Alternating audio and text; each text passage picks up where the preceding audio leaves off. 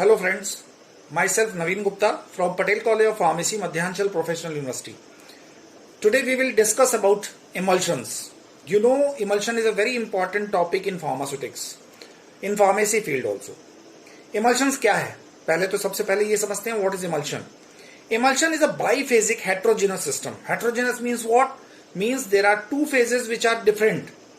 Different means one is solid, one is liquid, and another one is liquid having another different type of characteristics. Like suppose oil and water. Oil is a aqueous phase. Oil is a oily phase, and water is a aqueous phase, in which the emulsion globule diameter is 0.1 to 100 micrometer. That means 100 to 1000 nanometer. Basically, emulsion is a thermodynamically unstable system. What does it means? Unstable means what? Unstable का मतलब ये है, when we will expose the emulsion in certain degree of temperature, then what will happen? What will happen? It will get phase inverted or the emulsion will get disturbed. Okay? There are various applications of emulsions. Some water in oil emulsions are there. Some oil in water emulsions are there. You know, let's suppose water in oil emulsion. Example of water in oil emulsion is what? You know, butter.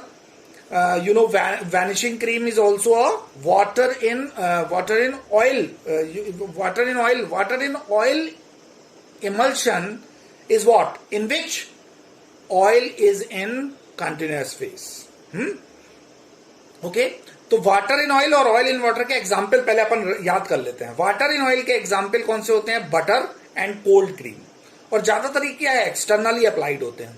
अगर मैं oil in water की बात करूं तो oil in water का example है जिसको हम कहते हैं वैनिशिंग क्रीम. ये दोनों both internal and external use दोनों होते हैं. अब इमल्शन भी बहुत टाइप के होते हैं, जैसे कि micro emulsion, fine emulsion, micelles. Micro emulsions क्या होते हैं? माइक्रो इमल्शंस वो होते हैं जो 10 to 75 नैनोमीटर्स के होते हैं. उनका ग्लोब्यूल का रेडियस जो होता है वो 10 to 75 नैनोमीटर होता है. They are transparent system. Transparent system means what? They are so small that light can not refract them. अगर लाइट रिफ्रैक्ट नहीं करेगी तो क्या होगा? हमारी नेकेड आई से वो नहीं दिख पाएंगे. ठीक है, इसलिए हम उनको क्या बोलते हैं? हम उनको ट्रांसपेरेंट सिस्टम्स बोलते हैं. They are having, you can say, a transparency. Then there is a fine emulsion. Fine emulsion is having size of 0.25 to 25 micrometer and it is having a milky appearance. Then there is a multiple emulsion. आप लोगों ने सुना होगा multiple emulsion के बारे में भी. Multiple emulsion क्या होता है? Multiple emulsion मतलब water in oil in water. So first of all we will prepare water in oil and then it is dispersed in water. That is called as water in oil in water emulsion. Okay? Then various types of test for emulsions are there. जैसे कि आप लोग जानते होंगे, एक होता है जिसको हम कहते हैं dilution test. Dilution test. What is dilution test? Dilution test that means अगर मैं oil in water emulsion में वाटर डालूंगा तो वाटर क्या हो जाएगा? डाइल्यूट हो जाएगा. लेकिन अगर मैं ऑयल इन वाटर इमल्शन में ऑयल डालूंगा तो वो इमल्शन को बिगाड़ देगा. Second test is what? Second test is conductivity test. Conductivity test means as we know that water is good conductor of electricity, so oil in water emulsion will conduct electricity but water in oil will not. Okay, then there is a fluorescence test. Fluorescence test means what? क्या होता है? Oil में होते हैं pi bonds, और oil में जो pi bonds होते हैं वो क्या करते हैं? वो चमकते हैं जब भी कभी आप लाइट उस पे इंसिडेंट करते हैं. तो जब पूरा बैकग्राउंड चमके और डार्क कलर की स्पॉट्स दिखें, वो कौन सा इमल्शन है? वो वाटर इन ऑयल इमल्शन है. और इसी तरीके से अगर सिर्फ स्पॉट चमके और पूरा बैकग्राउंड ब्लैक हो या डार्क हो तो वो कौन सा होगा? Oil in water emulsion. ठीक है. Then there are various types of test such as dye test. Dye test में क्या होता है? There are some water soluble dyes and there are some water insoluble dies.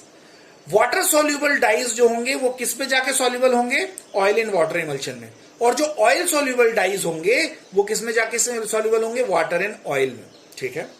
तो ये समझिए इमल्शन का सबसे बड़ा प्रॉब्लम इनस्टेबिलिटी. कैसा? अगर मैं इनस्टेबिलिटी की बात करूं, इमल्शन की इनस्टेबिलिटी की बात करूं, तो 5 तरीके की इनस्टेबिलिटी होती है इमल्शन में। कौन कौन सी? पहली, flocculation. Flocculation means what? Molecules का या ग्लोब्यूल्स का पास में आना, नेबर मॉलिक्यूल्स आपस में अट्रैक्ट करें और सब जुड़ जाएं, लेकिन जुड़े नहीं, पास में आ जाएं, उसको क्या कहते हैं? Flocculation. Then second is what? Second is what? Second is what? Second is creaming. Creaming is what? Creaming means phase का सेपरेट हो जाना, ऑयल का सेपरेट अलग हो जाना, वाटर का सेपरेट अलग हो जाना, है ना? ओके। लेकिन इसमें क्या होगा? ऑयल और वाटर सेपरेट जरूर हो जाएगा, लेकिन ये कैसी प्रोसेस है? ये रिवर्सिबल प्रोसेस है, मतलब आप शेक करेंगे अपने आप सही हो जाएगा, ठीक है? इसको कहते हैं creaming. Then there is a coalescence. Coalescence means what? छोटे छोटे ड्रॉपलेट्स मिलके बड़े ड्रॉपलेट्स बना दें और इनस्टेबिलिटी कर दें, उसको कहते हैं कोएलेसेंस, ठीक है? Then there is a cracking. Cracking means what? Cracking means वही क्रीमिंग का हायर वर्जन। क्रीमिंग का हायर वर्जन मतलब फेस सेपरेट तो हो गए, लेकिन इसमें ये रिवर्सिबल, एक बार हो गया तो हो गया, वाटर अलग सेपरेट हो गया, ऑयल अलग सेपरेट हो गया, ठीक है? और लास्ट में होता है phase inversion. Phase inversion means what? Oil in water emulsion बन जाए वाटर इन ऑयल इमल्शन, और वाटर इन ऑयल इमल्शन बन जाए ऑयल इन वाटर इमल्शन। कैसे होगा ये भैया? ऑयल इन वाटर इमल्शन को क्या करो? हीट करो। हीट करोगे तो पानी उड़ जाएगा, और पानी उड़ जाएगा तो क्या होगा? पानी की संख्या मात्रा कम हो जाएगी, जो कम हो जाता है वो तो डिस्पर्स फेस होता है, आप सबको पता है, ठीक है? तो इसी तरीके से इनस्टेबिलिटी को अगर हमें कम करना है तो हमको क्या करना है? हमको इंटरफेशियल टेंशन को कम करना है। इंटरफेशियल टेंशन कम कैसे होगा? कैसे कम होगा? हम सरफेक्टेंट मिलाएंगे, उसमें सरफेस फ्री एनर्जी ज्यादा हो जाती है, हम क्या मिलाएंगे? सरफेक्टेंट मिलाएंगे। तो सरफेक्टेंट क्या करेगा? क्या करेगा? क्या करेगा? इंटरफेशियल टेंशन को कम कर देगा। तो बड़े ड्रॉपलेट्स जो हैं छोटे छोटे ड्रॉपलेट्स में कन्वर्ट हो जाएंगे, और जितना छोटा ड्रॉपलेट होगा उतनी ही इंस्टेबिलिटी कम होगी, ठीक है? तो आज हमने थोड़ा सा इमल्शन के बारे में पढ़ा है। नेक्स्ट लेक्चर में हम इमल्शन के आगे की उसकी मैन्युफैक्चरिंग और उसके सारे इंपॉर्टेंट पैरामीटर्स पढ़ेंगे। इस समय के लिए, अभी तक के लिए इतना ही। धन्यवाद एंड थैंक यू।